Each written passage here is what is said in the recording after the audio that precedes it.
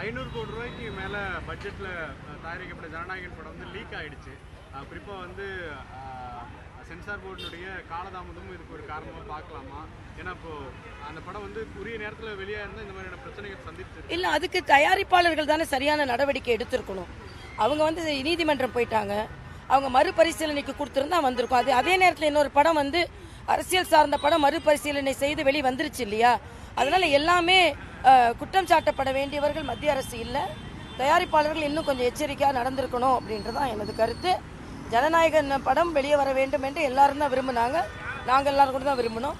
ஆனால் அதில் நடைமுறை சிக்கல் இருந்ததை தவிர வேறு எதுவும் இல்லை. அதனால் விஜய் ரசிகர்கள் அவங்க நடைமுறை சிக்கலை தான் உணர வேண்டும் என்பது எனது கருத்து. இல்லை, உண்மையிலே எனக்கு ரொம்ப மகிழ்ச்சி. ஏன்னா அதிகப்படியான பேர் வாக்களிக்க வர வேண்டும் என்பதான் நமது நோக்கமாக இருந்தது. இது எஸ்ஐஆருக்கு அப்புறம் மக்கள் உண்மையிலேயே அது நிச்சயமாக அதிகாரப்பூர்வமான வாக்காளர்களுக்கு தான் வாக்களிக்கும் உரிமை இருக்கிறது இப்போ நல்லா தெரியுது. அதனால எந்த பயமும் இல்லாமல், இதற்கு முன்னால் எஸ்ஐஆருக்கு முன்னால் போலி வாக்காளர்கள் இருந்து உண்மையான வாக்காளர்கள் வெளியே வர முடியாமல் பயந்து போய் மிரட்டப்பட்டார்கள். ஆனால் இன்னைக்கு உண்மையான வாக்காளர்கள் வெளியே வரும்போது சதவீதம் அதிகரித்திருக்கிறது. தமிழ்நாட்டிலும் அதிக சதவீதம் இருக்கும் என்று நினைக்கிறேன். எப்பொழுது அதிக சதவீதம் வருகிறதோ அது எங்களுக்கு சாதகமாக இருக்கு. விஜயினுடைய தாக்கத்தினால தான் அதிகரிச்சிருக்குன்னு ஒரு பரவலா இருக்கு. அதுவும் காரணமா பாக்குறேன். விஜய் இப்பதான் வந்திருக்கிறாரு, அதனால குருவி உட்கார பணமரம் விழுந்த மாதிரி கதை சொல்லுவாங்க. எஸ்ஐஆருக்கு அப்புறம் சொல்லலாம்ல. அப்ப விஜய்க்கு விஜய் ஹீரோவா எஸ்ஐஆர் ஹீரோவான்னு நம்மளுக்கு தேர்தல் முடிவு சொல்லும்.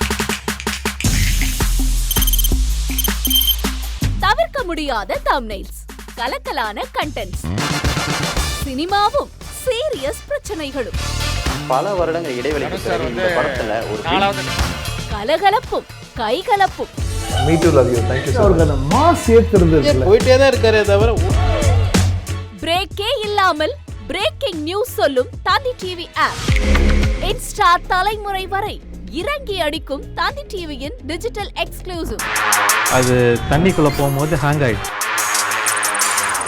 உங்களுக்கு விஜய் சார் எந்த அளவுக்கு ரொம்ப பிடிக்கும்? Of course, Malayalis are huge Vijay sir fans. ரெண்டு பேருமே ரொம்ப பிடிக்கும் எனக்கு. தந்தி டிவி ஆப்பை இலவசமா டவுன்லோட் செய்யுங்க, ஃபாலோ பண்ணுங்க, சப்ஸ்கிரைப் பண்ணுங்க, என்ஜாய் பண்ணுங்க.